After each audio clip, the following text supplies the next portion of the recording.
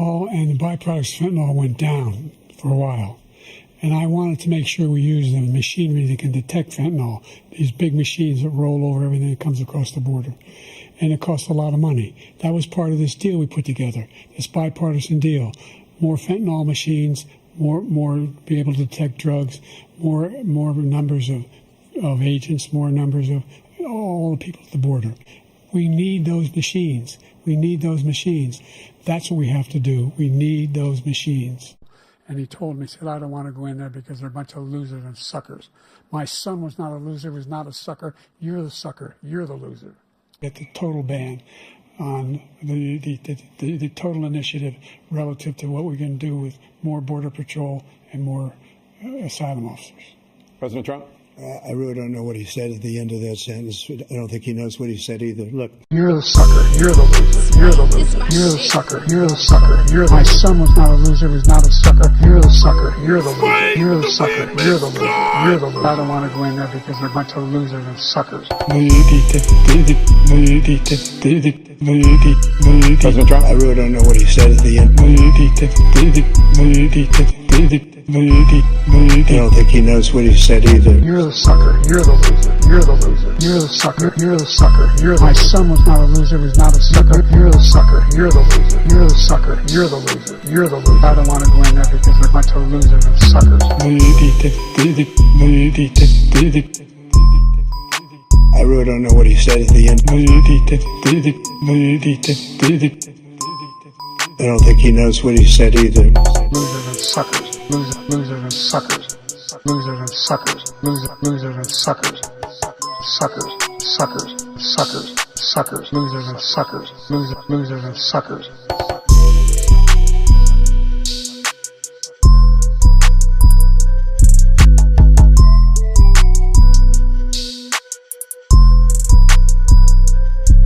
You're the sucker. You're the loser. You're the loser. You're the sucker. You're the sucker.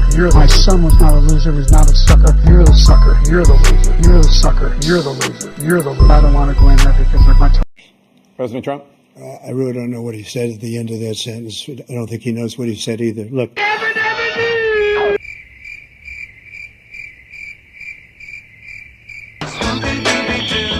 Where are you?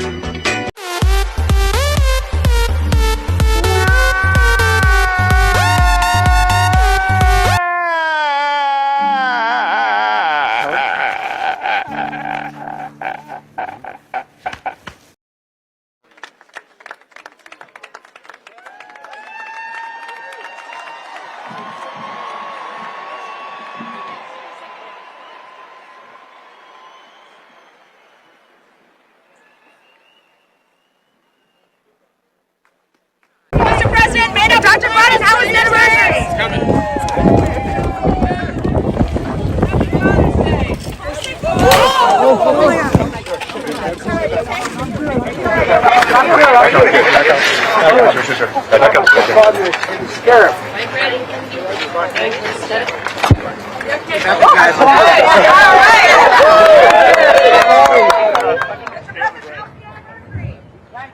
You okay, Mr. President? Are you okay, Oh, I'm Mr. good. President? Yeah. Keep up the good work. I keep on taking these things off. I got my foot caught in it.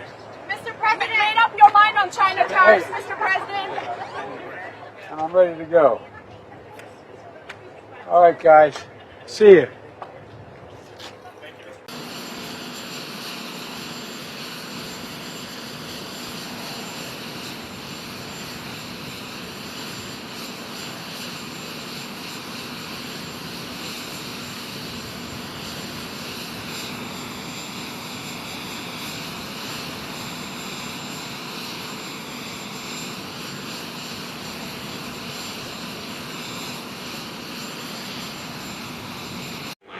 Disabled and non-disabled all around the world, I call on you to commit to concrete actions to stop the destruction of this magnificent planet. This conference is one of the most important meetings in history. You have the chance to make decisions and reach agreements which will affect the lives of generations to come. You are in a position of extraordinary power. You can change forever the trajectory we are on. You can make a world that is once again full of hope, not fear. This is my message from Earth to COP. On behalf of We the 15, I ask you, please help us to guarantee a safer future for every life, regardless of their ability.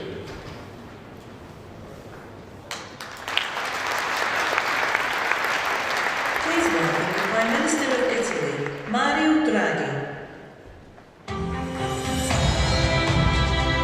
Food, and shelter by someone they may have never met before. We are a community that relies on family, on ohana, whether by blood or by friendship.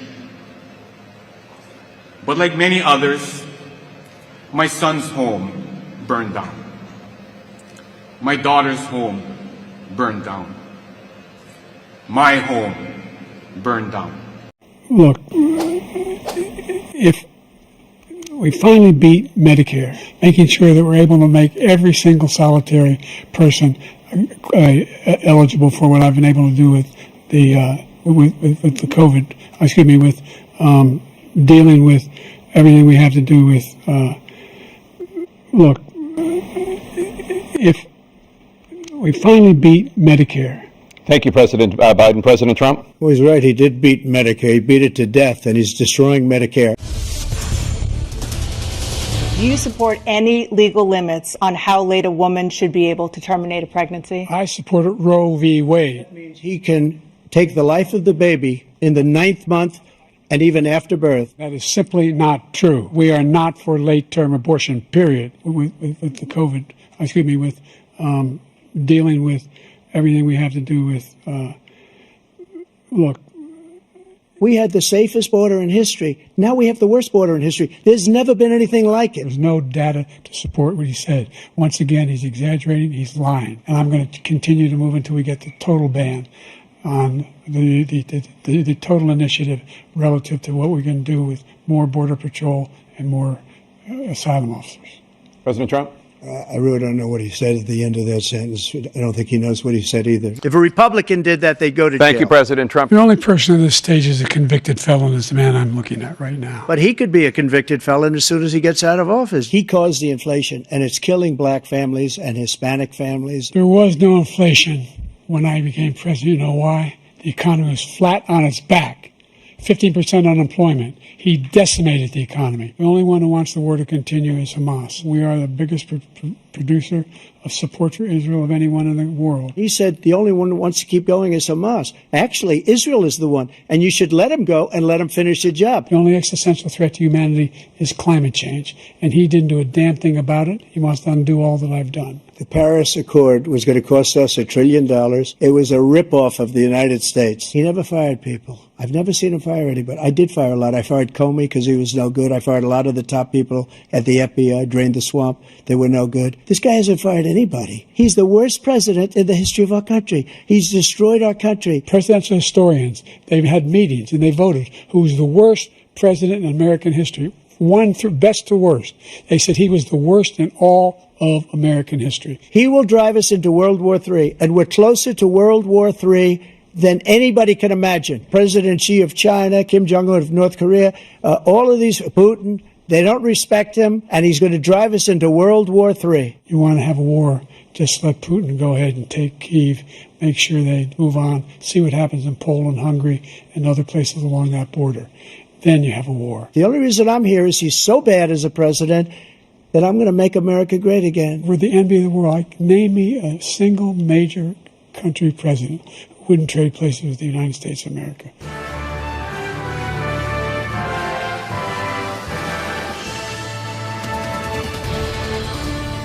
Secret Service team, the Eagle has landed. The perimeter has been cleared of any stairs or bicycles, so all the Eagle has to do is step out of the helicopter. Stand by. The Eagle has made contact. Great work, team. All units, mission is complete and the Eagle is secure. We don't anticipate any issues with the Eagle crossing the tarmac. It's a perfectly flat surface and there's a 0% possibility that he'll mess this up. Okay, what's going on with the jacket right now? Secret Service team, the Eagle can't find the armhole in his jacket. Jesus Christ. The First Lady has stepped in to help the Eagle put his jacket on, but it looks like she's just making things even worse somehow. Agent Murphy, try telling the Eagle there's an ice cream cone waiting for him at the end of that jacket sleeve. That might speed things up a little bit. Oh, it worked. All units, the Eagle finally has his jacket on and is making his way across the tarmac. And there go his sunglasses. Unreal. At White House Senior Living, our residents feel right at home. Our vibrant facility offers delightful activities and outings, round-the-clock professional care, and exquisite house-made meals. Well, I've been eating everything that's put in front of me. I've been eating all Italian foods, basically. And ice cream. And ice cream, chocolate chip ice cream. White House Senior Living, where residents feel like presidents. Throughout my life, I've always tried to be there for the people around me. Now, things have changed. I'm so grateful to have an angel who truly cares for me. It's so rewarding to be a part of his life and make a difference when he needs it the most. Visiting Angels, America's choice in home care. And your new Trends Journal's coming out soon. And here's the cover. You got it? That's it. Presidential reality show, The Great Debate. Daffy Duck versus Goofy. That's all, folks. That's all it is. It's a fucking comic book freak show. The presidential reality show. One fuck is out of his mind and the other one only cares about himself. And the people swallow his bullshit too. And again, as much as I can't stand Trump, Russiagate to me was total fucking bullshit. Said it from the beginning. We were the first magazine to call Trump a winner in May of 2016 when all the polls said he would lose. So it's not who I like, who I don't like. I look at the facts. And the fact is, man, he's only concerned about himself and he's full of shit. Again, he's another daddy's boy. His daddy left out about $500 million to the family. With bad fucking attitude. Yeah. Look what he did to Venezuela. Oh, you forgot that one? He was going to bring that guy Guaido in. Oh, you remember that? Caused all that pain to the people. You forgot that, huh? Oh, and he had that shit Bolton, that little scumbag motherfucker with the fake beard, the little mustache and little fucking tiny balls that loves war. Oh, how about Mad Dog Mattis? Brought him in there too. Oh, one clown after another. Yeah. Oh, and forgot about his son-in-law, Jared Kushner, has valuable waterfront property in Gaza. Yeah, I detailed how he said that they should move the Palestinians out into the Negev desert and build it. Oh yeah, that Trump. And then Biden, another prick, an arrogant fucking prick, loved every fucking war since he's been sucking off the public tit for 60 years. And 5 draft deferments. That's America. And get this in your head, everybody. You got no money, you go nowhere. Democracy. Yeah, we got some articles here in the Trends Journal about all the dough that the clown boys are getting to run this presidential reality show. And by the way, that's a trademark that we have because that's the one we took out when Trump ran. Nothing more than a reality show. Yep. And one of the articles in the Trends Journal, pick the one you hate least. Record numbers of Americans dislike Trump and Biden. And that's the only choices that we have. That's it.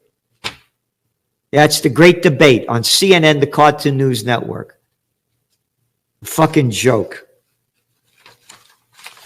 Oh, so sad what's going on here. Yep. So, in your Trends Journal, very important economic update. The NASDAQ was up again. NVIDIA keeps climbing. It was down, went into correction territory, now bounced back up.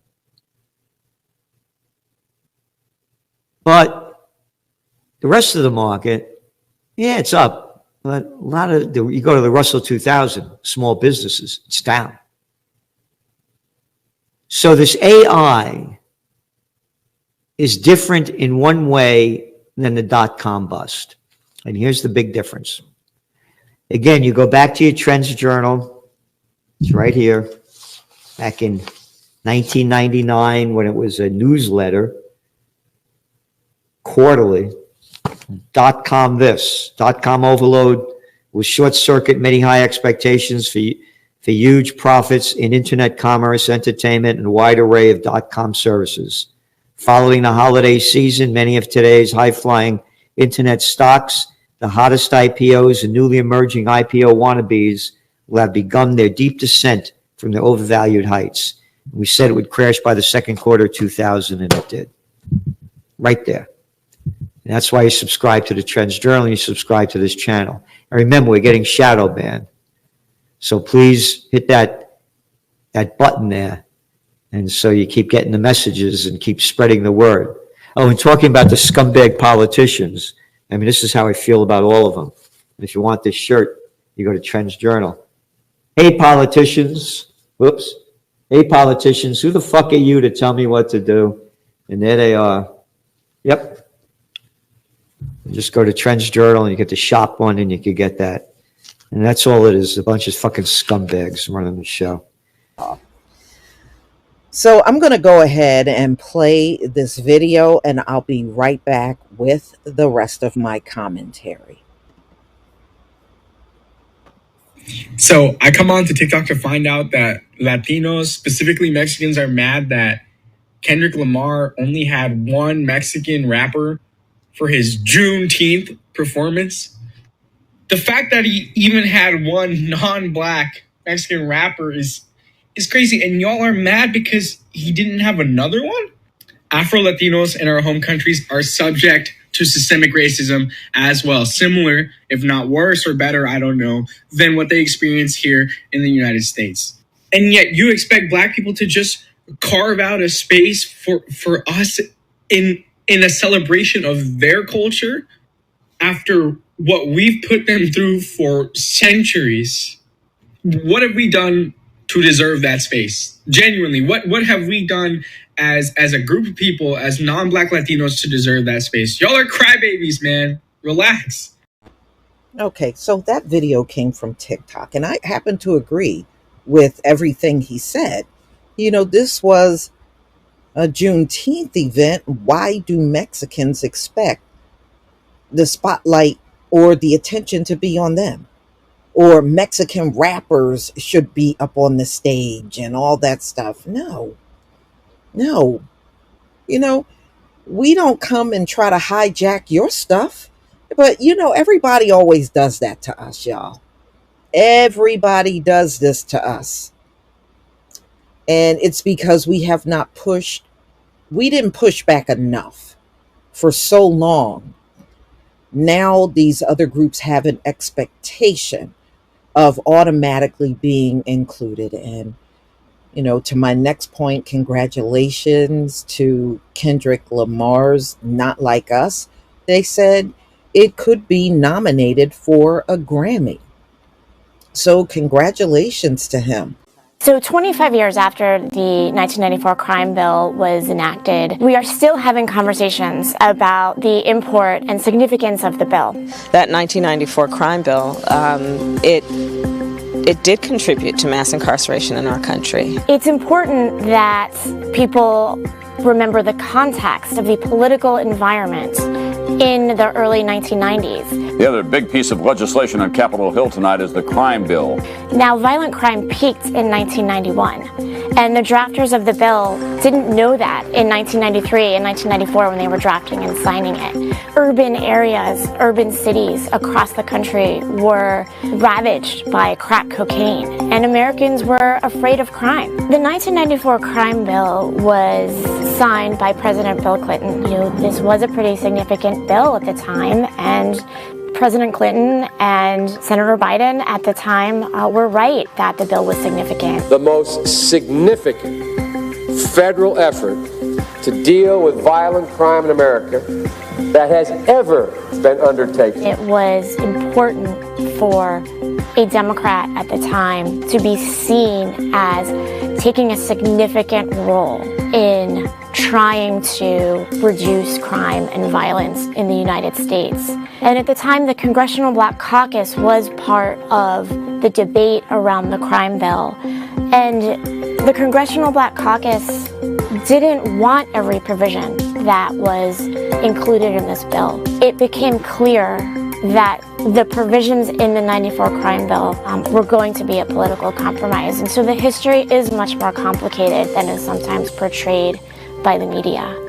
Now, what did the bill do? Just like a lot of political compromises, there was the good and there was the bad. For example, the bill eliminated 19 types of semi-automatic assault weapons. It also provided huge amounts of funding to hire cops. 100,000 cops were funded. It was about $14 million at the time for community policing. The bill also enacted the Violence Against Women Act that provided funding to protect women and victims of domestic violence and crimes against women. But the most pernicious provision of the 1994 crime bill was its $12 billion that was authorized for states across the country that would enact what's called truth in sentencing laws. That funding literally paid states to increase the number of prison beds that they allocated for individuals convicted of violent crime in this country to serve 85% of their sentences behind bars. The reason that provision is so important and the reason we're still talking about it today is the federal government essentially subsidized states across the country to build more prisons. So 25 years later, the crime bill is being debated. You stood up and used that tough on crime, phony rhetoric. That bill was a huge mistake. There's no question that crime bill contributed to America's mass incarceration problem.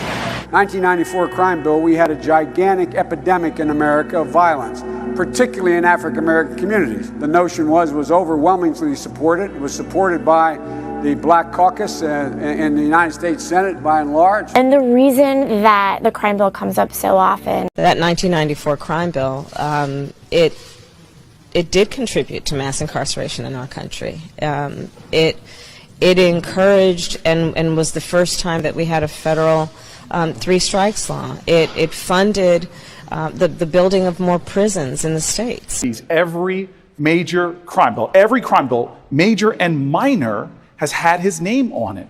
And sir, those are your words, not mine. And this is one of those instances where the house was set on fire and you claimed responsibility for those laws. And you can't just now come out with a plan to put out that fire. We have got to have far more bold action on criminal justice reform. Jim Crow Joe is at it again. You see, the Democrats understand they don't have the orange man to scare black folks with this time, but they do have a bunch of little orange men wannabes at the state level who they can point to. Let's make one thing totally clear. In the nearly 6 months that Joe Biden has been in the White House, he hasn't done a damn thing for black people. Signed no legislation that's going to put tangibles in our hands or that's going to be protecting us from all of these anti-black racist attacks. Yet you already have the Democrats and their black flunkies beating the drum that black folks need to get ready to turn out to vote in massive numbers in 2022. Which begs the question, vote for what? We have made it crystal clear that the black votes demand are tangibles. That means money for the folks who came to YouTube on the short bus. But what has Biden done for black people in his time in the White House now?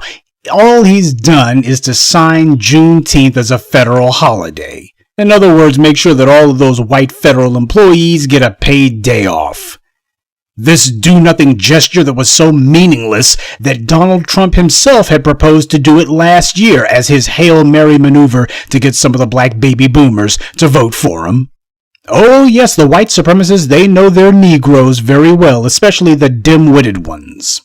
So Biden makes an empty, pathetic sop to the black vote, or at least the dim-witted black voters, and he couldn't even be bothered to come up with something original. He just recycled one of Donald Trump's old ploys.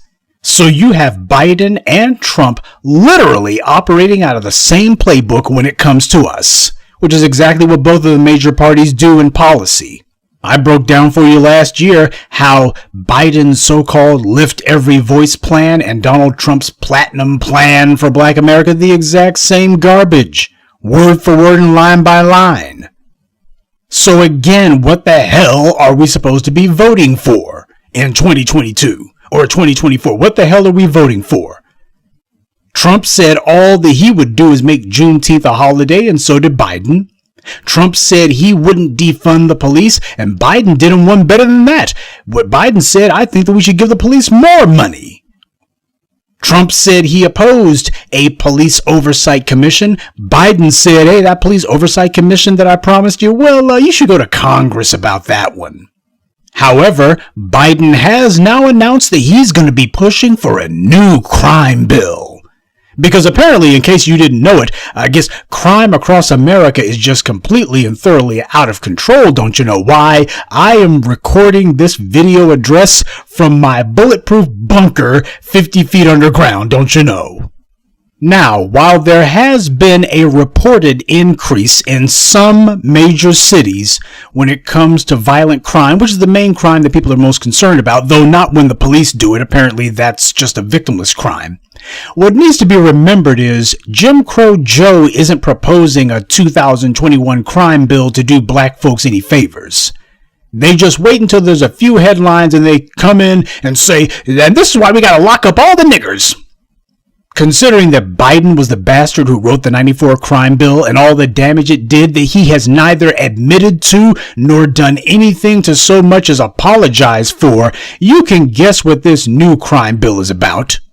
Biden's so-called plan is going to give money to the cities to hire more law enforcement officials. I guess they didn't want to have to say police.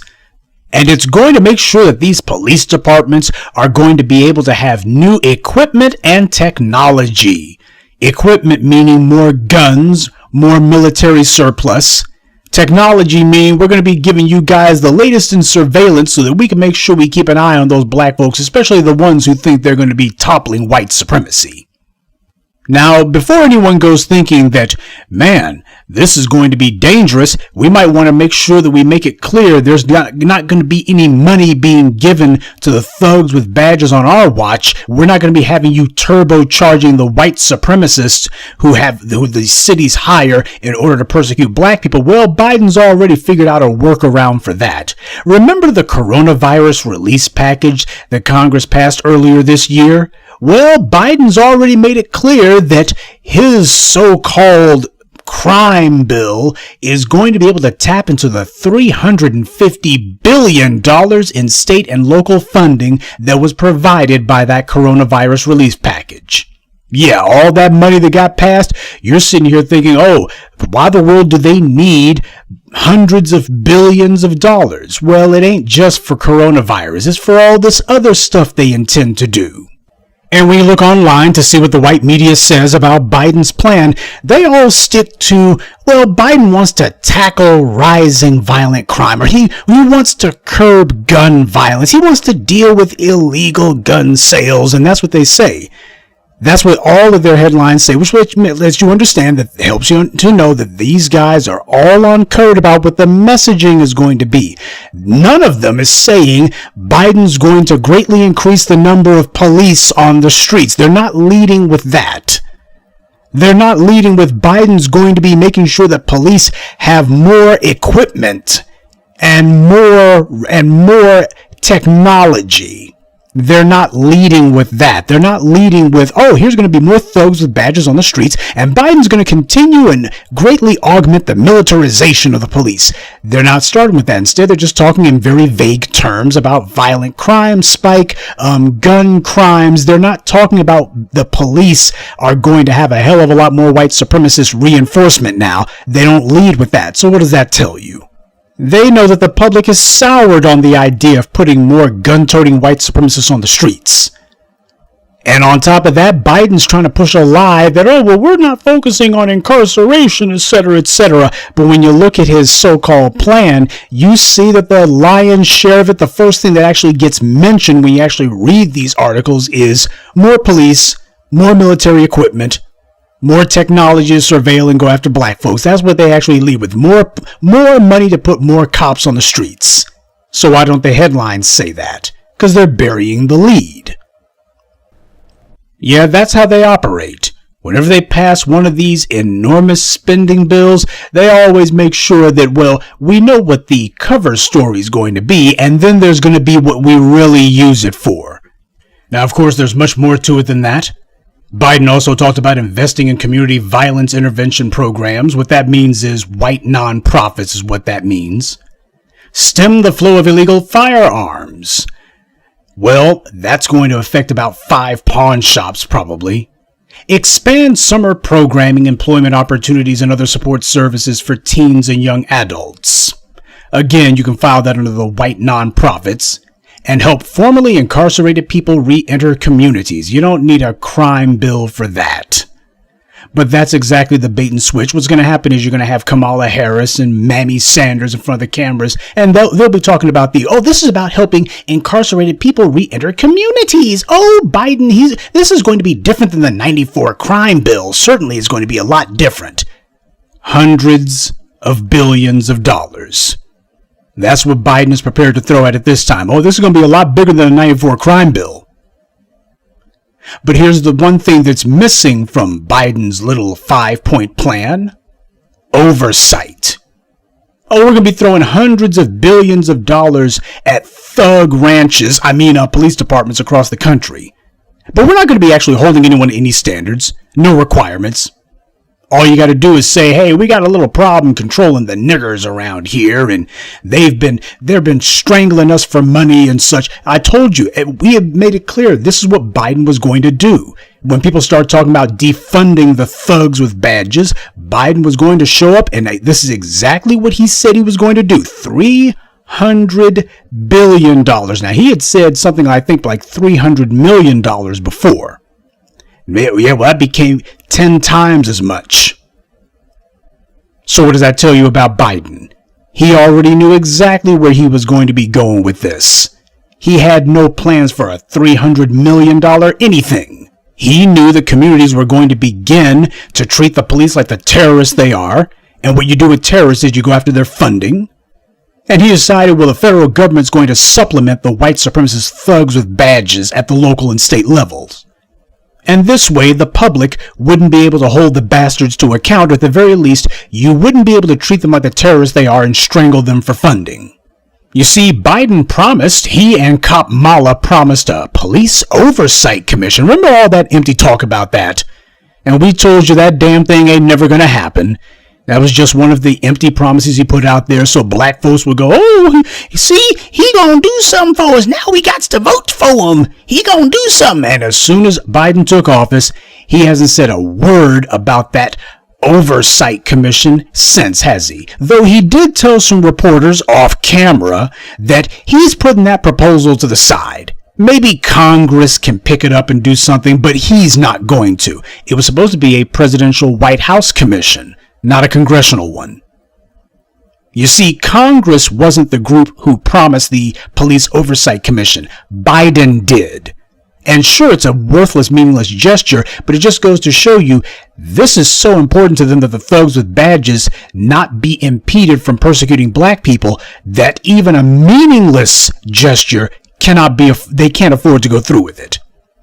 So what they're hoping for is if they don't say anything about it, and if the white media doesn't mention it, then hopefully people will forget about that police oversight commission thing that was mentioned. Because, hey, you damn sure ain't going to be seeing Joy Reid talking about it.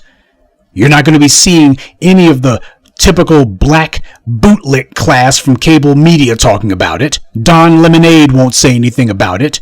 Oh, yeah, you got Jonathan putting on his cape heart.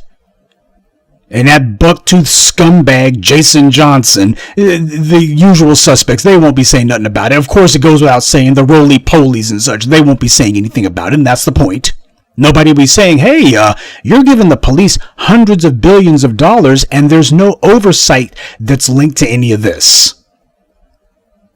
But as far as Biden's concerned, hey, any group of people stupid enough to vote for him after everything he's done against black folks, well, they deserve whatever they get. You see, Biden made it very clear when he's with this whole crime bill 2021 proposal, none of that money is going to be used to influence the states to punish the police.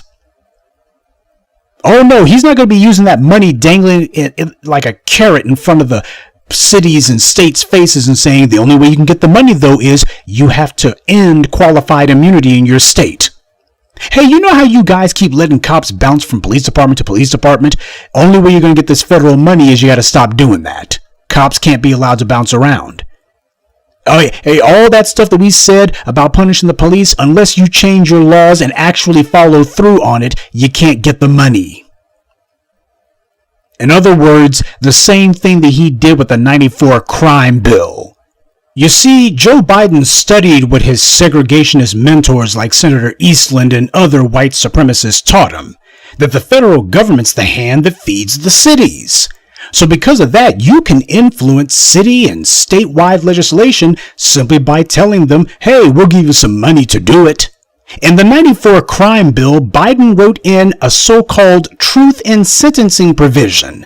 What it did was it incentivized the states to the tune of $13 billion to change their laws so that they could be brought in line with all the completely draconian crap that Biden was putting on the books at the federal level. See, who says that the states are so fractured and take so long to get them to do anything? No, all you got to do is wave a check under their noses. And especially if it's something that's going to be harmful to black people, you can get them all on code very quickly. So that's what Biden did in 94. He wanted to influence laws at the state level. So he wrote a $13 billion check on the taxpayer's dime and said, let's go after these black people. Let's all get on code. Okay, well now he's got $350 billion to play with. And what's he doing? Oh, well, we can't use that money to influence the states. Why, there's nothing we can do. What do you mean? Tell the states that the funding is linked to them changing their laws regarding qualified immunity to make sure that prosecutors have to lock up cops. And if we see that there are prosecutors who have a track record of going after black people, well, we're going to make sure that everyone is held to account. He's not bringing any strings with this. No oversight strings. No, he's not using the $350 billion that he has the potential to tap into. He's not using that to leverage the states to do anything. Oh, this is very different than the 94 crime bill. He's not leveraging the states and saying, hey, remember all that stuff that we put on the books in the 90s? You can get some money if you remove some of that crap. All these black folks that you keep locked up and for some damn reason you never seem able to get them out whenever they happen to be proven innocent. If you stop that mess, there's some money in it for you. He doesn't do any of that. Hey, all of these non-violent offenders that you've been locking up, many of them innocent, we're going to give you some money if you stop it. And if you go after prosecutors and police who have been practicing this garbage, he doesn't do that. So how is this any different than the 94 crime bill? It's not. By the way, you notice with the 94 crime bill, you didn't hear any Republicans talking about federal overreach on that one. None of them were looking and going, well, the federal government's trying to influence how the states do things and, states' rights, Yeah, when it comes to going after black people, there is no difference between the Republicans or Democrats. See, Biden's a so-called Democrat, and he was the one helping to turbocharge the prison-industrial complex. The black bootlicks on the left love to talk about how after the civil rights movement, the states began changing their laws so that if you were convicted of a felony, you would be permanently removed from eligibility to vote in that state. And all the other states passed reciprocal legislation, which amounts to basically a de facto federal law, is a national law because that's what all of them were on, Republicans and Democrats alike. These states knew exactly what they were doing. It was a plan. That they would use these statutes to claim that if you get convicted of a felony, we're going to remove you from eligibility to vote. The black bootlicks on the left, they love to talk about how after the civil rights movement, all of these laws got put on the books, but they make it sound like only the Republicans were pushing this policy. Oh, it was just the Republicans. Keep voting for the Democrats. Biden not only reinforced this anti-black legislation, he put huge federal resources behind it.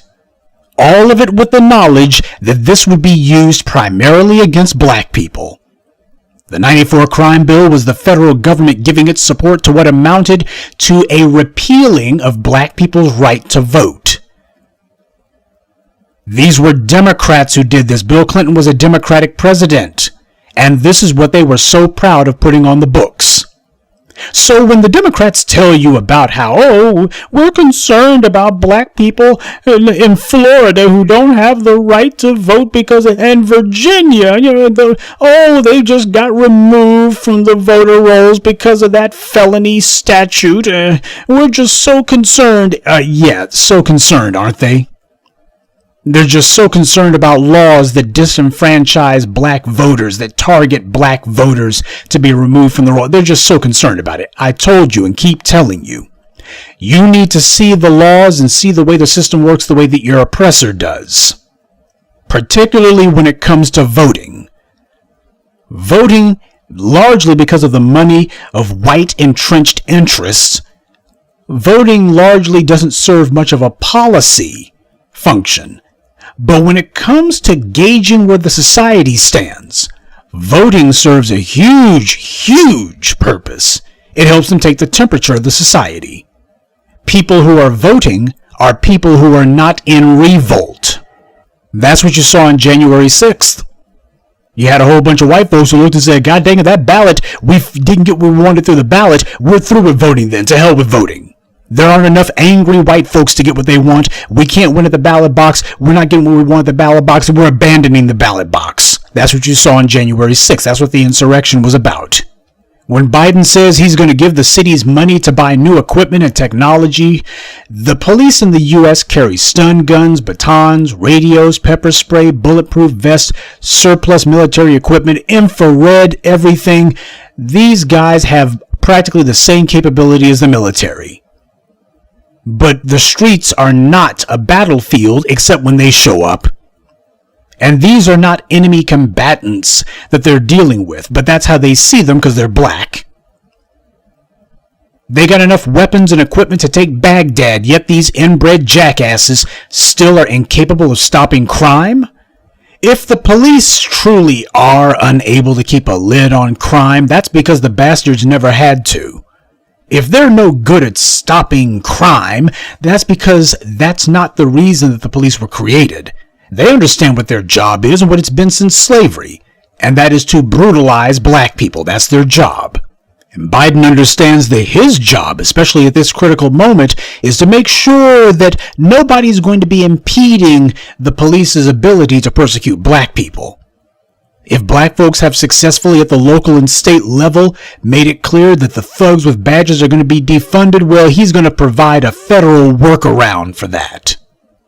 Look, even if you want to be the most cynical, brain-dead moron out there, and I've had a few who came stumbling and bumbling into my Twitter feed, even if you want to try to ascribe anything resembling principles or morality to Biden's newest black incarceration bill, here's one thing that you can't deny.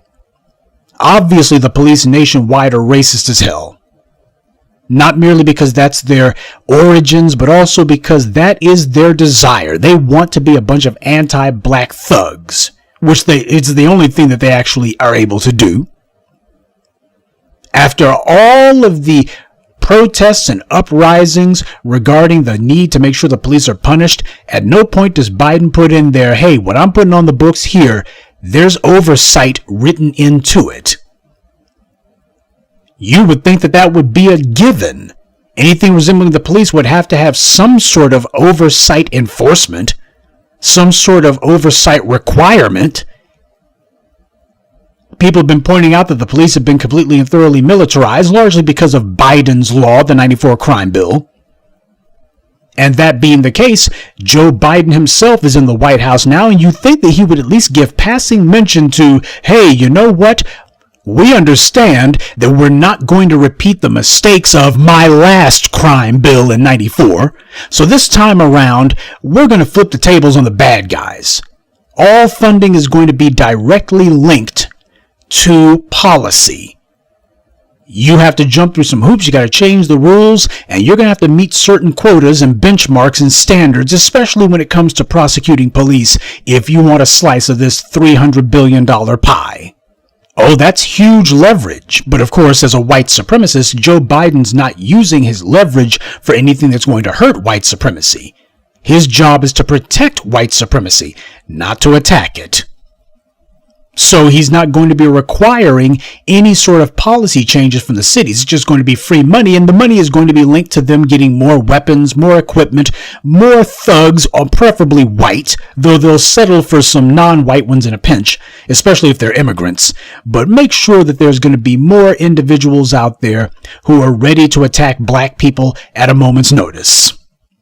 So Biden is not making it a point that he's going to be finally impaneling some sort of police oversight commission. He is not making it a point that there's going to be national legislation geared toward making certain that qualified immunity is a thing of the past. He's not pushing for that. That's not on the legislative schedule. He's not doing anything with the George Floyd Policing Act. Nothing that's going to be dealing with actually punishing the police. Instead, we're going to be emboldening the police. We're going to be giving them hundreds of billions of dollars. Now, I want to know where all the Biden sexuals are, the fools who claimed that he wasn't going to be doing this. When the new voices of black media were pointing out last year, watch when he gets in there, one of his first moves is going to be a new crime bill. The Biden sexuals, they told us, nah, he ain't gonna do that. He know better than that. He knows what black folks' reaction go. Come on, brother, you're reaching now, brother. We've gone from that to a few white supremacists with their troll accounts, or a few of the clowns who are too cowardly to stick their heads up trying to justify this mess. That's where we've gone from. We've gone from, oh, that wouldn't happen, to, well, this is a good idea. I want to know where all of the black Biden supporters have been at for the last 8 months, especially where they're at now. Everything we told you about Biden is coming to pass, and you didn't have to wait years for him to do this. A few months is all it took. Oh yeah, all of those black Biden supporters, they've been in hiding since the election. No one's sticking up for him now. No one explaining to us how Biden's not going to be pulling a Trump on us now, or that, oh, he's changed, he's different, oh, he knows better. None of that now. The black leftist morons that you typically see in the white media, none of them have been calling Biden's 2021 crime bill proposal a betrayal of the black community. And the main reason that these bastards don't call it a betrayal is because they're in on it. Those black bootlicks that you see on cable, they understand full well what their job is. Their job is to make sure that they give a little bit of lip service that kind of sounds like it's sticking up for black folks. But as soon as the left hand of white supremacy starts doing things, well, they're supposed to justify it and explain it to us. Yep, them butter biscuits ain't gonna eat themselves. At best, the most that you're going to be getting, especially from the black chattering bootlicks on cable, most that they're going to be doing, if they mention it at all, if they mention the obvious contradictions, if they mention that, hey, here's more money for the thugs with badges, with no requirement for oversight, with no requirement to prosecute the police, no requirements that you put standards in place that make it where the police are going to be instantly held accountable for the crimes they commit. Nothing like that at all. What they're going to be doing is giving a little bit of insincere tisk-tisking and some empty chatter about, well, we sure hope he doesn't just give the police more money willy-nilly with no oversight. That's going to be all that they say. That's the best you can hope for from them. But what's not going to happen is for any of these black leftists who lied through their teeth to support Biden, who are going to admit that they were wrong. That they won't be doing. These are the same people who had nothing to say about the 94 crime bill. Joe Biden wrote it, but none of them decided, hey, maybe we might want to lay responsibility at his feet, but that's their job. They're controlled opposition. So the controlled opposition is just doing its job. But it was the black media that had to force the 94 crime bill into the political discourse last year. And it's the black media who had warned you what was going to happen, and we're the ones who are making sure you're on alert. Here it is, just like we told you. We can be disgusted by all this, of course. That doesn't change, but what nobody better be is surprised. Hell, the black bootlicks, they're not surprised by that either. Thing is, black persecution doesn't bother them because survival's not at the top of their list of priorities. Getting a pat on the head from massa, or being allowed to be the team mascot for white supremacy, that's what concerns them, so that's what they interest themselves with. Now, what comes next after this? What's Biden's next move going to be as he tries to push his 2021 crime bill? Well, don't be surprised when Simone Mamie Sanders and Corinne Stud-Pierre, who have basically been MIA for the last 6 months, don't be surprised when they suddenly come out of hiding and begin making public appearances again. Biden's had those two morons on ice for the last 5 months, but he's been saving them for just the right occasion. And in the case of Simone Mamie Sanders, what's that old expression, the show ain't over till the fat lady sings? Well, she's on in 5. They won't be defending Biden or his basically 1994 crime bill redux. Instead, what they're going to be doing is same crap they were doing last year. These morons never have any new material. They'll be explaining to black folk, that's what she's going to be trotted out for, the black face that's going to be explaining to black people how, oh, this isn't exactly what it looks like. And of course, she's going to be helping the white leftists to pull the same crap that they do that the white right does whenever they bring out a Candace Owens or whenever they bring out a Larry Elders or whomever. Here's the black person who's going to be saying okay to all of this anti-black racist nonsense and agenda that we're pushing. Sure, she's on our payroll. Sure, she depends on us for every crumb of her daily bread. But that's okay. This is white supremacy doing its favorite thing, which is to bestow legitimacy and to bestow permission upon themselves to do stuff that they already want to do. White supremacy is very good at that. That's part of what the white media's function is. They're going to give themselves permission to do all of this foul stuff. The black bootlick who gets in front of the cameras, they're just there to give them cover. They're going to do it regardless. It's just going to be a matter of, here's the Negro that we're going to be using to go ahead and say to everyone, oh, don't worry about it. Black folks are totally fine with all of this anti-black oppression. Be on the lookout for Simone Sanders to make some sort of appearance. There will be some sightings of her for the first time in months. Corinne Stud-Pierre, too. But unlike last year when you had just one lonely little half attempt by Victor Blackwell at CNN to at least bring up the 94 crime bill's truth and sentencing provision, don't expect that this time around. There's not even going to be a pretense that the media is asking any questions or pointing out the obvious contradictions and the obvious problems here. They're not even going to make a pretense this time. Oh no, there's not going to be any town halls. Don't expect to see MSNBC having shows with panelists who are sitting here going, what the hell is this stuff? Hey, we remember the last time Biden had a crime bill and it didn't turn out so good for black folks. No, instead it's going to be the opposite. If they do bring black folks on who mention it, instead it's going to be, oh, this is different. We have had a chance to look at it and it is nothing like the 94 crime bill. This is Biden's redemption. See, he's already said that he's not going to be focusing on incarceration this time. He didn't say that he would be focusing on incarceration in 94. He let the states do that. He paid the states to focus on incarceration. That's the same thing Simone Sanders said last year when CNN did that one and done covered their butts mention of it. And that's the only reason that Victor Blackwell asked that question. It was a CYA maneuver. That way, if the black media brings it up, CNN can point and say, see, you can't say we didn't even bring it up even once. We brought it up one time. So now you can't say they didn't even bring it up once. Okay, did you mention it twice? Well, once is enough. We felt we made the point. So when these fools black mouthpieces start getting trotted out and saying, Biden says that he's not focusing on incarceration, you just remember, he didn't do it in 94 either. This is the same thing Simone Sanders said last year. They said it was the states. They blamed the states. So Biden he'll be repeating that one in the next few years. For those of you who don't get caught in the drag net, you'll be able to see Biden repeating that same crap. saying, we didn't lock anyone up, the federal government didn't. Yeah, they're just going to put money into the hands of the states so that they can do it.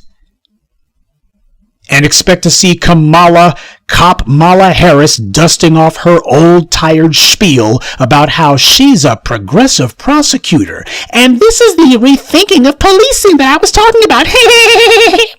She'll be cackling and laughing the whole time, which of course is your cue that whenever this woman is sitting here doing some skullduggery, she starts laughing and giggling uncontrollably. I don't know if she's a junkie, if she's high, if she's got a brain lesion or a tumor or whatever, but whenever this woman starts doing some crap that disrespects black folks, whenever she's trying to pull the rug out from under us or otherwise trying to stab us in the back, she starts laughing and giggling, so you'll be treated to cackling Kamala Harris. Expect to see her in front of the cameras endorsing this. She'll be using all of those empty buzzwords and phrases that she was using in California when she was pulling her professional BS routine. That little con job that she ran to try to fool some gullible chumps into thinking that she was something other than just another thug white supremacist with a law degree. She'll be telling the cameras the same lies that she told in California, the same ones that she repeated during her own failed presidential run. How when I was a prosecutor in San Francisco, there were black parents who came to me they said, find Kamala. They said, find Kamala. They came to my office and said, I want to talk to Kamala.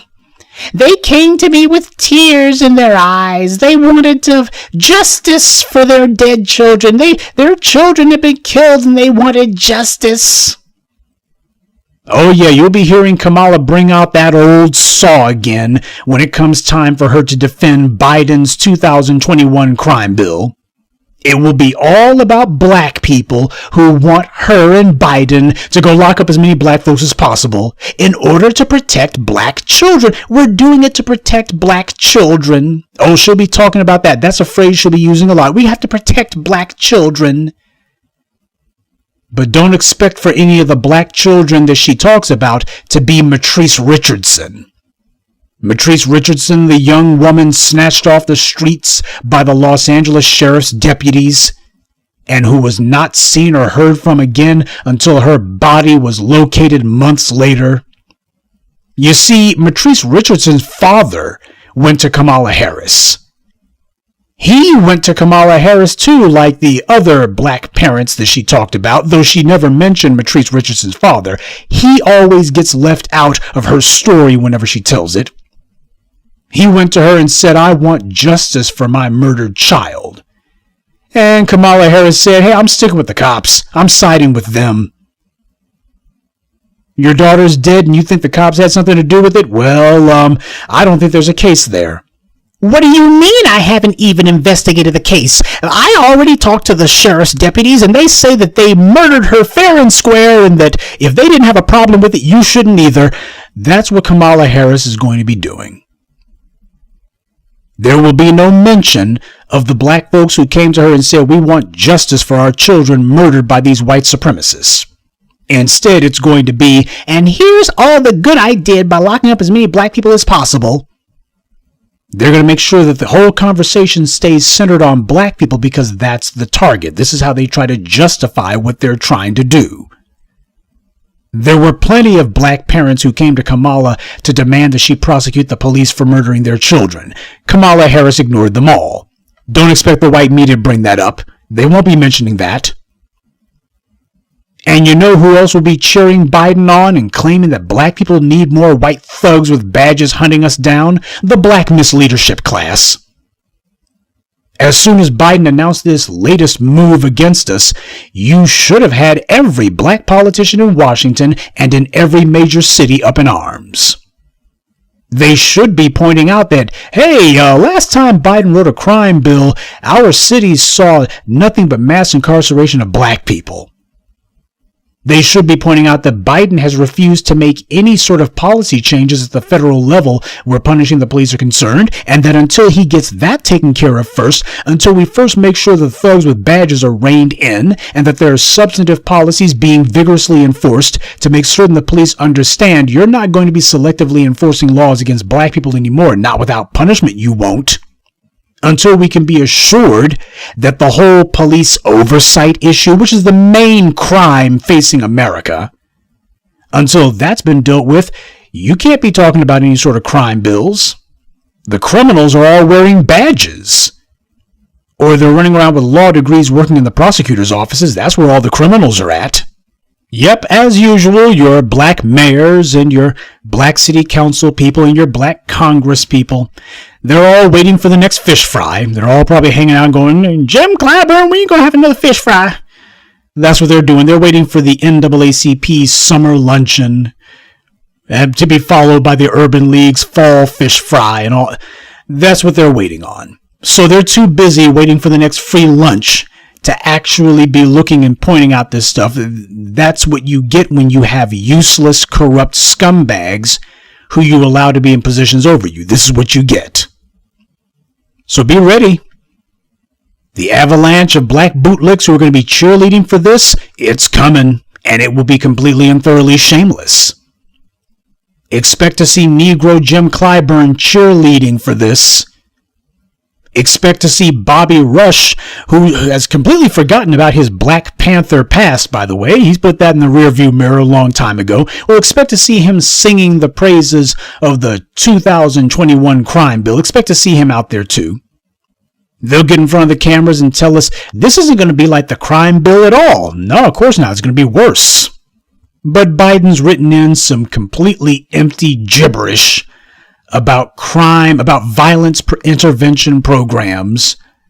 Of course, nobody's going to be asking where the money for that's going to be going to, but that's not the point. The point is, this gives a little bit of language that the bootlicks can hide behind, and they'll be saying that first and foremost. Oh, sure, there's going to be mostly money for police and more military equipment for the thugs with badges and no oversight whatsoever. But hey, don't forget the violence intervention programs and some summer programming and something employment for youth.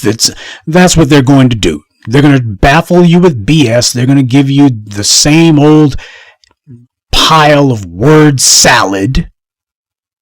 But you know what's also going to happen? There's going to be some familiar talk that you haven't heard in a while. Expect to hear people start talking about broken windows policies again, like they did in Los Angeles and New York when they had that racist creep Bill Bratton, who was police commissioner for both those cities. All of you Biden supporters out there, this was what you voted for. Oh, we understand why you're laying low. Heck, you figured that Biden, he would break bad eventually and black folks would understand the scam, but by then you would have got caked off. You figured by then you would have finessed yourself a little something for yourself. Oh, but Biden's like, hey, this war on black people, we can't let the grass grow under our feet. We got to get started immediately.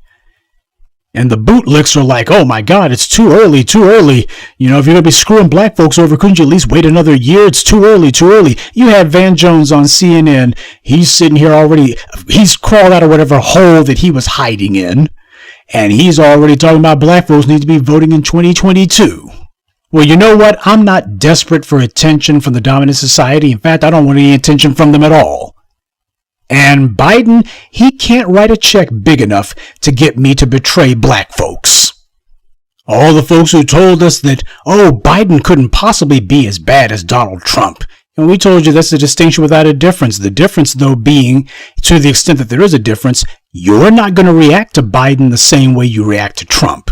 Problem with Trump was he was too in your face. He was too bold with his white supremacy. So what happened was it was a shock to you to be seeing someone who was just blatantly honest about it. So you reacted to Donald Trump. See, that's what the black media is trying to get some of these hard-headed fools to understand. There's no difference between Trump and Biden. Two Yankee racists who have spent their entire lives persecuting black people. But the difference is how black people reacted one from the other. You didn't react to Biden then or now. You reacted to Trump. Long as Trump was in there, you were like, whoa, this is getting serious. We got to do something about this guy.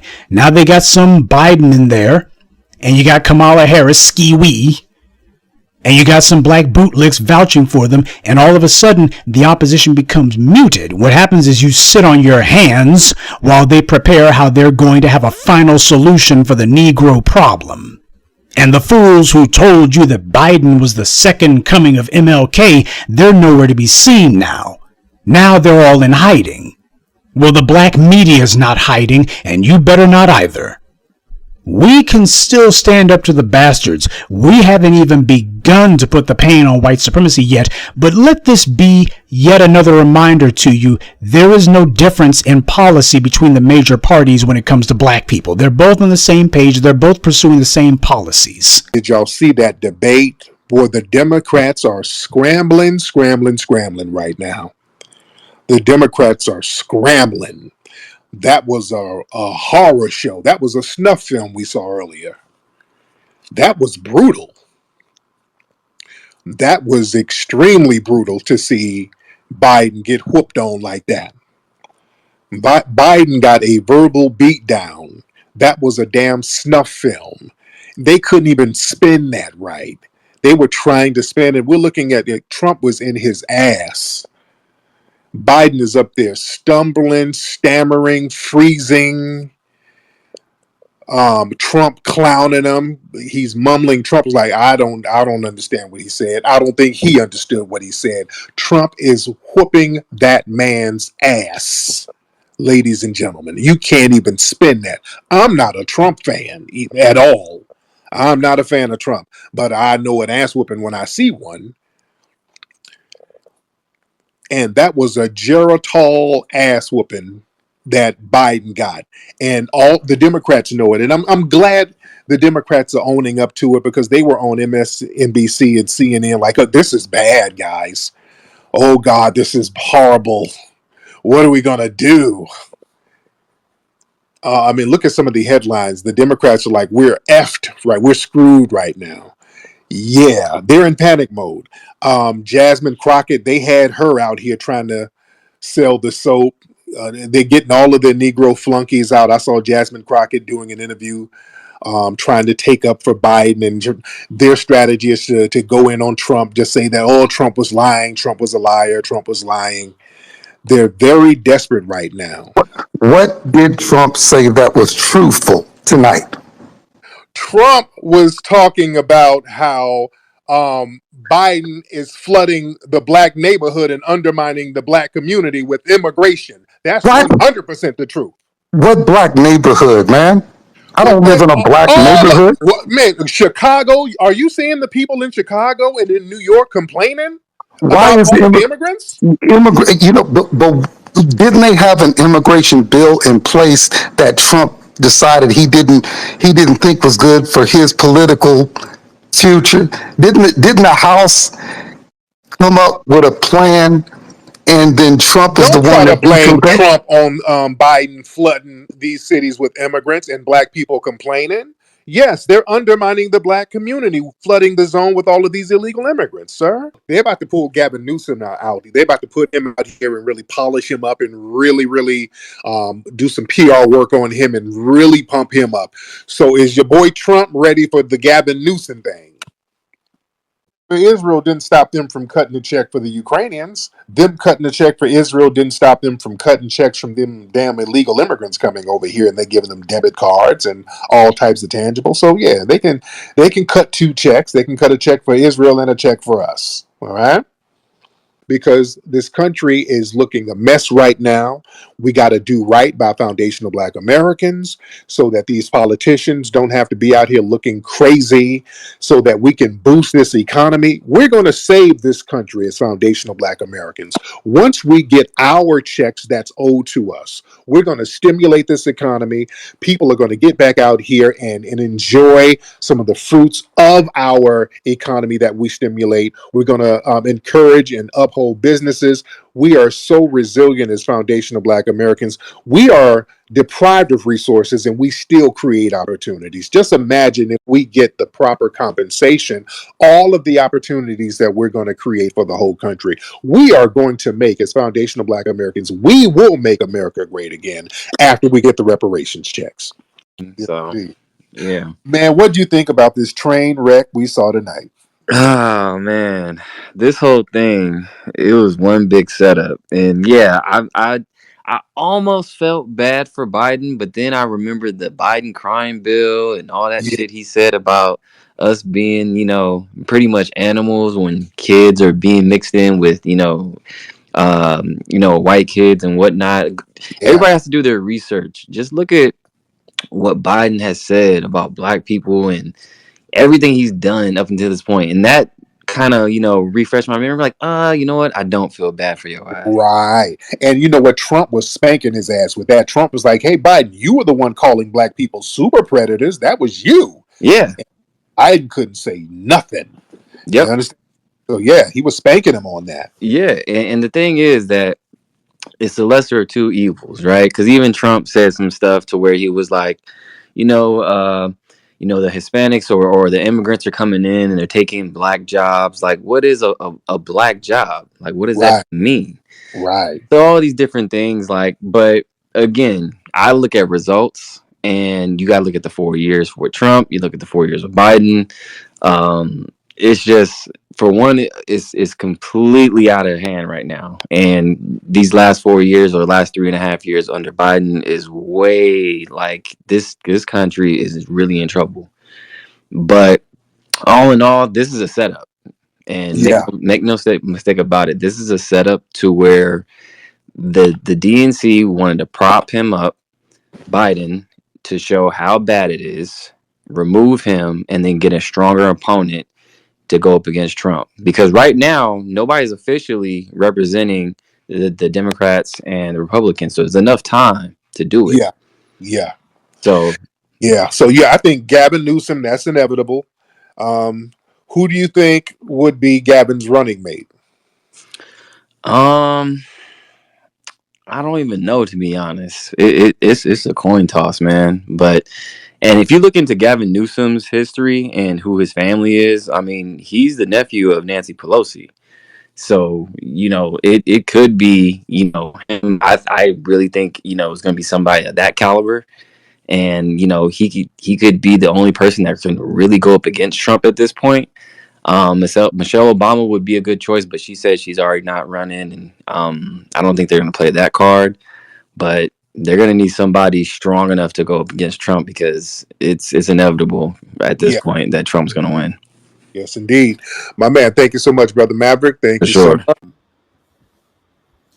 So he put this out right after the debate.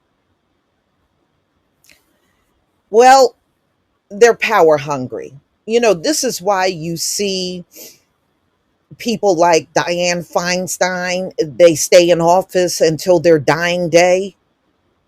We saw this in John Lewis, Elijah Cummings. These people don't know where to go and sit down when they're in politics.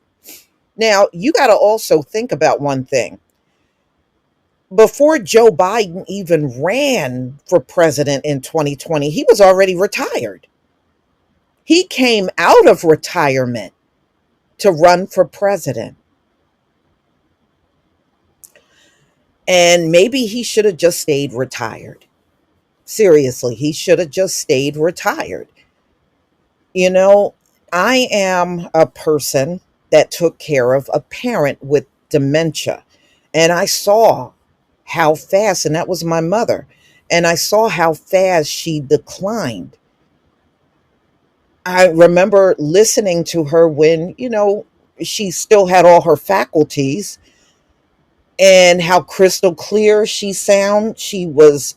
thought and felt and expressed herself very well. Then when the dementia set in, I remember how things dramatically changed. You had the slurry words. Now, many of us noticed this about Joe Biden long before this debate. I sure did, because I saw this in my own mother. I heard the slurry words coming where she didn't have that before. And I remember how she walked prior to the dementia and how she was shuffling after the dementia. I mean, there's clear signs that are on Joe Biden. I see it. I've seen it even back in 2023 and 2022. You see it, it's definitely there. So when the Democratic Party pushed him out there, y'all, they already knew what state Joe Biden was in. And I guess they thought he could just still pull this off. He can't. It's not just the staff and his loved ones, it's also the Democratic Party. They see that if I can see the signs in Joe Biden, they have to be able to see it too. There's only so much you can do when you have an 81-year-old man declining from age and showing all of the classic signs that you see in many elderly people. There's not very much you can do. But Stephen A. Smith calling on Michelle Obama, that's not really a solution. I don't know what the hell you're thinking. So he put that out there on X, y'all. So during the debate, Biden struggled to get a grip on more than one occasion, and his age was showing through. This led Stephen A. Smith to write this, which you're looking at on the screen, on his X account. Smith couldn't understand the reason why Biden's team put him through the debate. He called for either Michelle Obama or Vice President Kamala Harris to step in. Kamala don't have the authority to step in. She can't overrule a president as a vice president. And Michelle Obama, she's not a nominee. So she really can't step in there. You nominated Joe Biden. Joe Biden is the nominee. So at this point, Michelle Obama couldn't get in there. And I don't believe she would anyway. She already said she ain't going to be out there campaigning for Biden. So why would she put herself through it? After this debate, Stephen A. Smith felt the nation would not want to vote for Biden because he might not be physically capable of leading the country for another term. He's really not physically capable of leading right now. Much before the debate, there was already pre-existing concerns about Joe Biden's health and his age. And yes, and I have done several videos on that. And I showed videos of him looking like he was incoherent. On more than one occasion, the now 81-year-old has fumbled for words. He has looked clueless on many occasions, suggesting that he is declining. Yeah, well, he is, and that is a big problem for someone that is supposed to be, especially an American president, which is one of the biggest leaders on earth. It really is. So President Joe Biden was still the best candidate to go up against Donald Trump. But after this debacle, there could be a need to change some things. Stephen A. Smith just led the discussion by calling Michelle Obama to step in. Stephen A. Smith has generally always questioned former President Donald Trump's action. Smith questioned him during his presidency and even when he faced countless questions and allegations from the media, as well as during his impeachment trial. However, Smith has echoed what the NBA stars felt about the former president. Yeah, if you remember, Donald Trump used to go out on Twitter and get into arguments with NFL players, NBA players. Yeah, y'all might remember that. Yeah, because I remember he got into it with LeBron James. He got into it with Steph Curry. It was a couple of them, y'all. It was a couple of them that got into it with Donald Trump. And even Kobe Bryant back then. So as the election draws closer, Stephen A. Smith and other NBA stars will have to wait and see how candidates progress. if Michelle Obama or Kamala Harris do end up taking over the mantle, the race to be the next president of the United States will become interesting. I don't believe they will. Kamala can't take the mantle. Now, if Joe Biden becomes physically incapacitated or he dies, yeah, then Kamala can take over. But as you can see, he's holding on for dear life, and she just can't shove him out the way and go and debate Donald Trump. She can't do that. And neither can Michelle Obama because she was never picked as a nominee. So she can't just randomly do that kind of stuff. So Stephen A. Smith, I don't know, man. You don't sound like you know what you're talking about. Let me do what I do. Glad to have y'all tuning in. What's going on, man? We're doing the late night tap in with Tariq. Seeing who's all up. Shout out to everybody who's up right now. We're doing a real late night tap in. Hope you guys are having a great weekend starting off so far. Ladies and gentlemen, glad to have y'all in the building. Retweet, let everybody know that we are live right now and we're doing our thing. We're still gearing up for the new screenings of Microphone Check coming to theaters again in a few weeks. The week of July 19th, that whole week. The pre-sale tickets will be popping hopefully the beginning of next week. I keep everybody posted with that. There's a commercial for the Olympics that shows this Puerto Rican cat. I'm going to have to talk about that on the Sunday show. I got to really break that down. I got to have visuals because I know a lot of people have sent me the link of that and I retweeted it. We're going to have to talk about that on Sunday show. We're going to have to go real in depth with that. But anyway, I'm going to get some calls in a minute. So everybody, if you want to get on, raise your hand and I get you on in a minute. We got Nikki the God in the building. We got Average in the building. We got Josh, a lot of folks in the building. Just Steve in the building. And a lot of people are still talking about the Biden and Trump situation. And just like clockwork, there was a mass email that was sent. Somebody showed me a mass email that was sent by the Democrats. And boy, they're explaining. I told y'all what they were going to try to do. They're going to try to really pander to black people to save not just Biden, but the Democrats. The Democrats are looking crazy right now. They're in a downward spiral. The Democrats don't know what to do right now. They are struggling.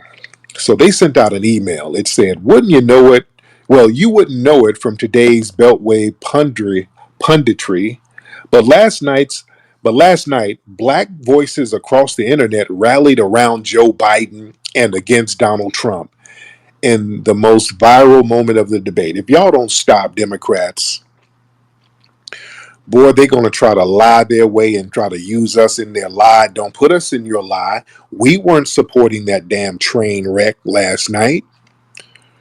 Democrats and anybody listening, black people were not supporting that travesty of a train wreck that we saw with Biden. We ain't on that.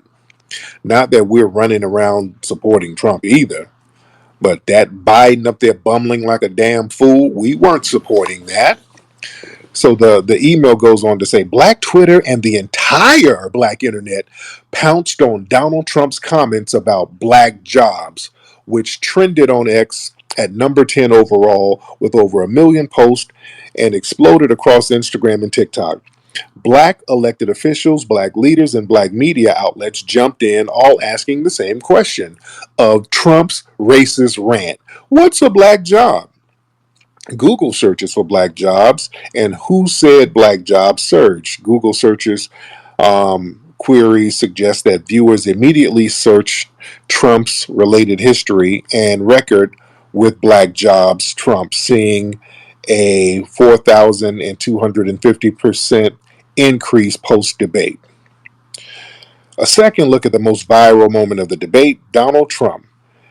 His big kill on the black people is the millions of people that he allowed to come through the border. This is Trump talking about Biden. So again, so this email is basically trying to make it seem like black people all rallied together to go against Trump in support of Biden, and this ain't true. And they've been sending out their sassy Democratic shills to basically curse black folks out. That one light skinned, that moist, too raw, too real dude who they always get to curse folks out. He's like a little bootleg Jussie Smollett. So they sent him out to do a video talking all sassy. But y'all shut y'all ass up. Donald Trump ain't doing nothing. Biden had gave a $10,000 credit to black people who want to buy a home. What y'all talking about? Biden didn't do nothing to black people. Is that?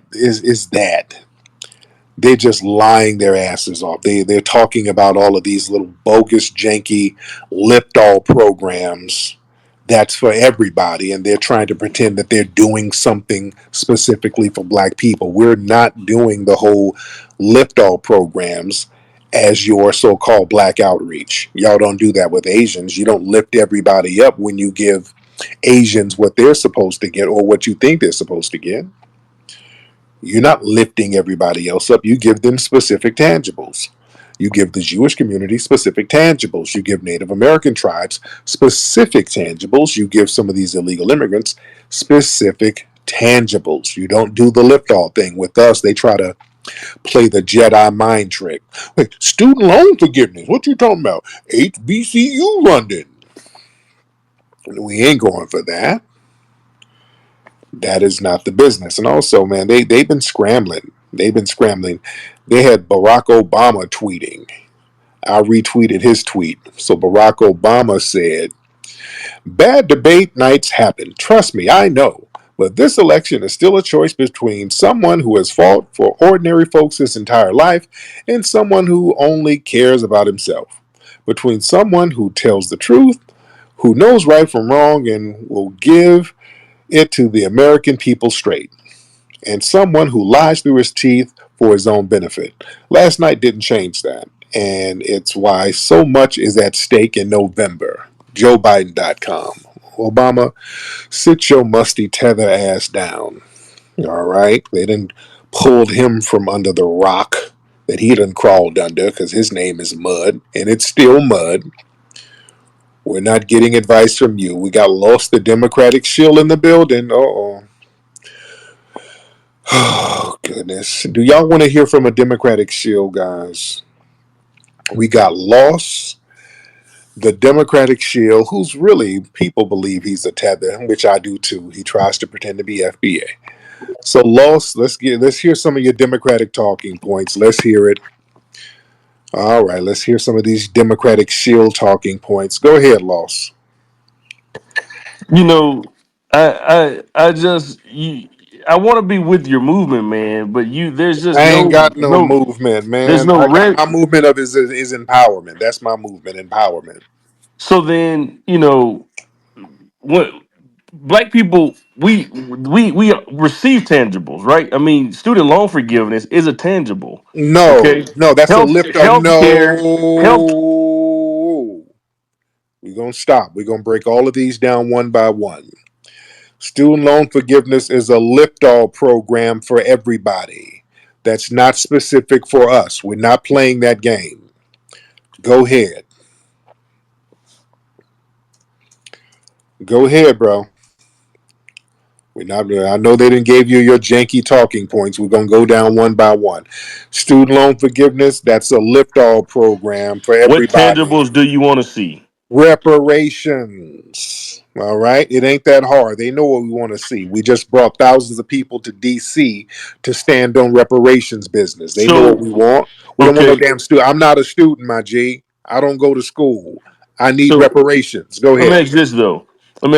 With the Republican controlled House, how do you believe reparations are feasible? How do you think we get there?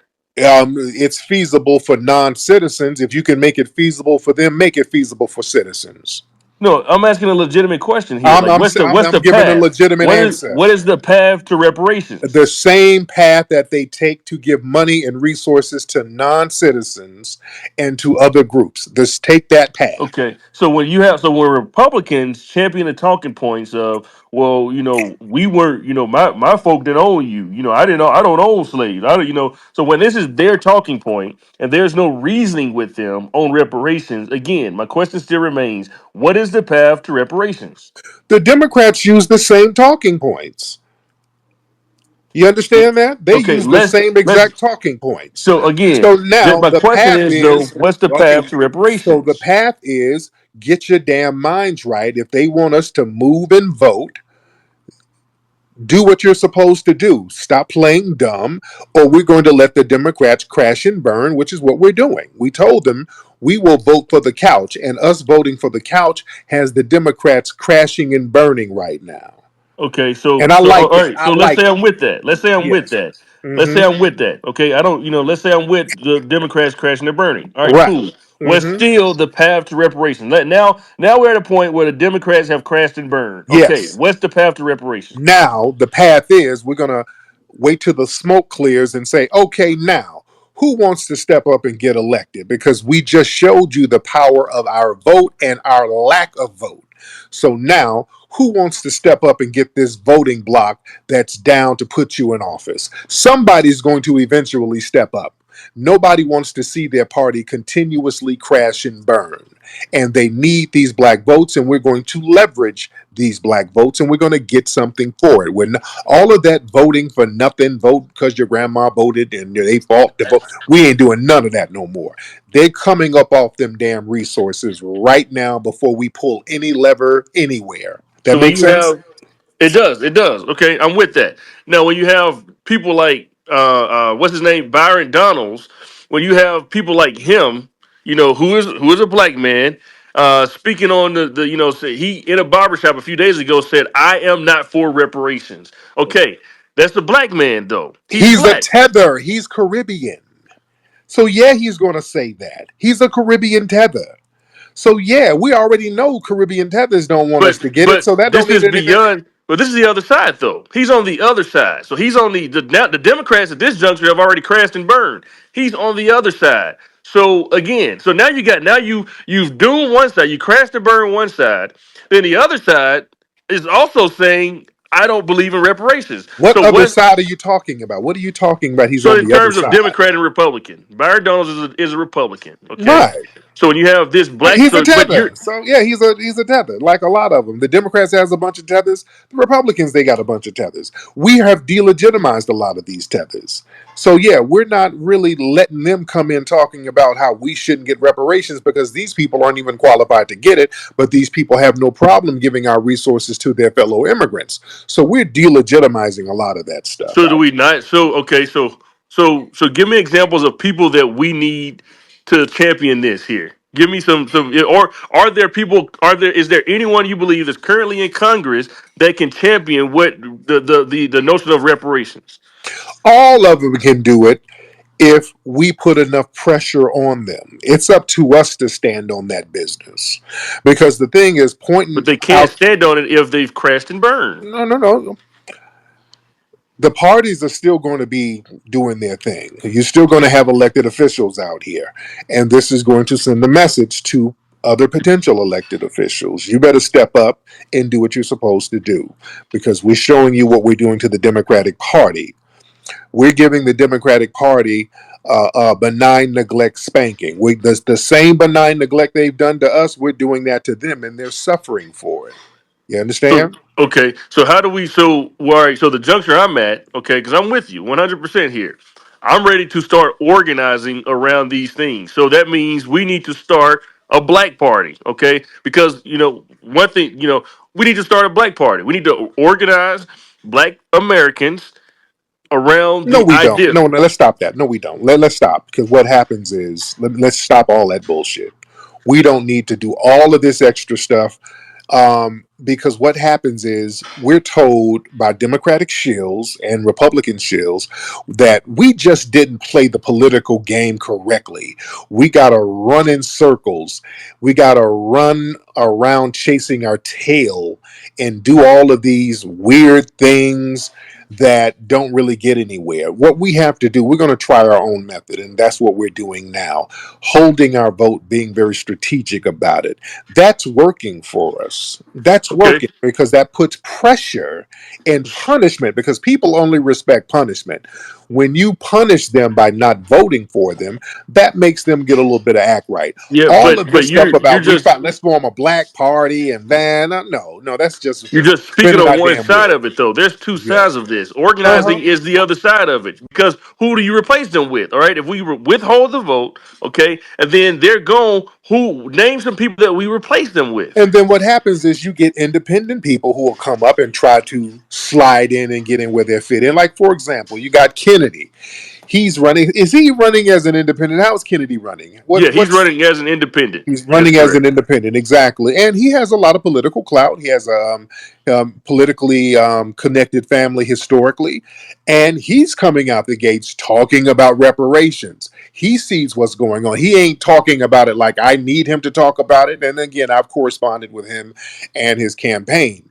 So again, you got folks like that coming up through the ranks, and there's going to be others coming up through the Okay, ranks. so we're looking so you're not saying that we need to replace these people with black people who can undoubtedly only champion this. You need people, I guess we call them allies, right? Somebody who's mentioned reparations here or there to get the job done. Because that's where I'm also Anybody, look, confused at. hey, I don't give a damn black, white, candy stripe. If they're going to push these reparations, I rock with them. Whoever's going to push the reparations, I don't just do, well, let's get a black person in there. Because what they'll do is just say, hey, we'll give you a sample. They're going to give us a Candace Owens. See, They're that's going what I'm saying. to, But right. They'll find if us, they'll find some kind of sambo. Tariq, if we're organizing, we can. If you're saying that we control the vote and control the power here through our vote, then no, then we're putting the coons in there. We're putting the Sambos in there. That's on us. So my thing is, we should be That'll make that organizing to find the people that we want to be there, so that we can put them there, so they can get the job done that we need them to get done. If we want right, reparations, and that's why we got brothers like Greg Marcel Dixon, people that we're supporting. He's coming up through the ranks as a political candidate out there in South Carolina. So we're working and we're cultivating our own political people locally. So we yeah, are doing it. that's not enough. If this is gonna be something that is going to be done, then that means no Democrat in this country should go unchallenged in every single district for every single election. They run every 2 years in on the House in the House. They run every 2 years. So that means we should have people. We should again. It comes back to organizing. We should be organizing to find these people. We should have an entire list of people, just like that brother there that you just mentioned. We should have an entire list of individuals that should be running in every single House district around the country. So how come you haven't organized that? Because it doesn't take just it's not this is not something that can be done by just one person, and I this has been on my mind for quite some time. How come you um haven't implemented any of this stuff? so I do actually I run How? I run an entire company where I hire hundreds of people to go knocking on doors across the country for political candidates. We just won North Carolina first congressional seat about two What's the years name of your ago. company? Is my last name Savory Strategies. So basically, hold on. I'm gonna look that up right now. Is what strategies? It's Chaveris. Spell your name. Chaverish. Yeah, I'm not. I don't put my entire information out here for a reason. I don't want to be. I don't want to be looked up. Oh well, shit. Okay, well that shows that it ain't really as legit as you making it seem like. That. Come on now. That is not true. That is not true. I Because do. yeah, you got something to hide. Okay, I'm don't a. sit No, here. no, no. I No. talk a That lot of means you shit got and something. people. No, no, no. I talk a lot of shit and people. No. That means your ass got something to hide. That means you got something to That is hide. not true. I talk a lot Yeah. of shit and Um. people will. No, because you people can say something when it's time to verify. Ooh, I can't tell all that now. No, it don't work like that. If you running a company, you shouldn't have to hide your damn company. The thing is, you probably run an organization that's Democratic funded. That's the thing.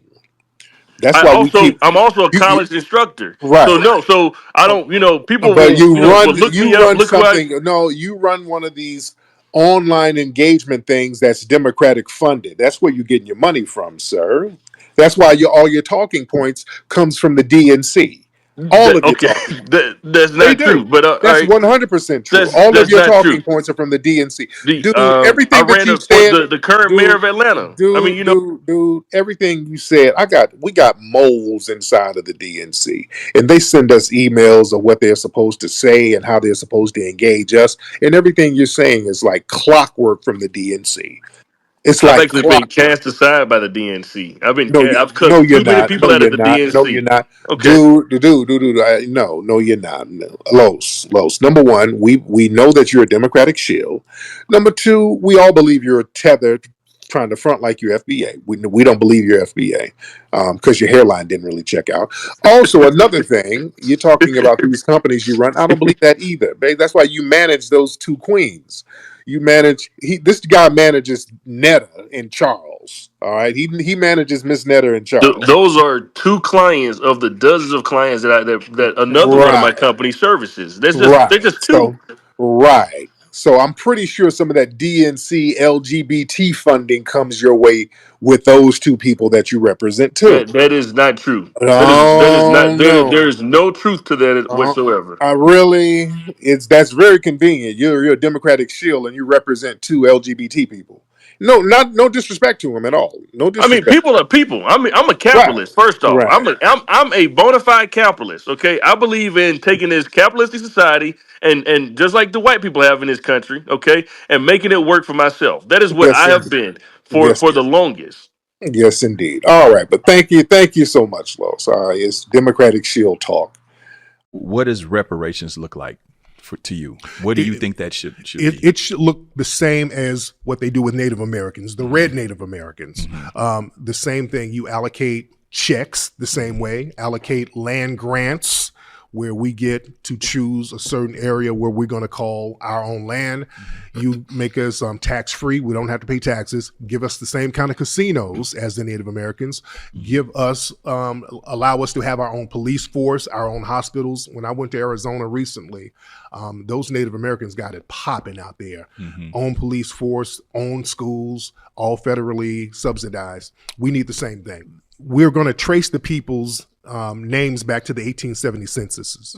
So if your name can go to the census in 1870, that means you come from foundational Black American lineage, and that would qualify you for reparations. Secret Service team, the Eagle has landed. The perimeter has been cleared of any stairs or bicycles, so all the Eagle has to do is step out of the helicopter. Stand by. The Eagle has made contact. Great work, team. All units, mission is complete and the Eagle is secure. We don't anticipate any issues with the Eagle crossing the tarmac. It's a perfectly flat surface and there's a 0% possibility that he'll mess this up. Okay, what's going on with the jacket right now? Secret Service team, the Eagle can't find the armhole in his jacket. Jesus Christ. The First Lady has stepped in to help the Eagle put his jacket on, but it looks like she's just making things even worse somehow. Agent Murphy, try telling the Eagle there's an ice cream cone waiting for him at the end of that jacket sleeve. That might speed things up a little bit. Oh, it worked. All units, the Eagle finally has his jacket on and is making his way across the tarmac. And there go his sunglasses. Unreal. At White House Senior Living, our residents feel right at home. Our vibrant facility offers delightful activities and outings, round-the-clock professional care, and exquisite house-made meals. Well, I've been eating everything that's put in front of me. I've been eating all Italian foods, basically. And ice cream. And ice cream, chocolate chip ice cream. White House Senior Living, where residents feel like presidents. Throughout my life, I've always tried to be there for the people around me. Now, things have changed. I'm so grateful to have an angel who truly cares for me. It's so rewarding to be a part of his life and make a difference when he needs it the most.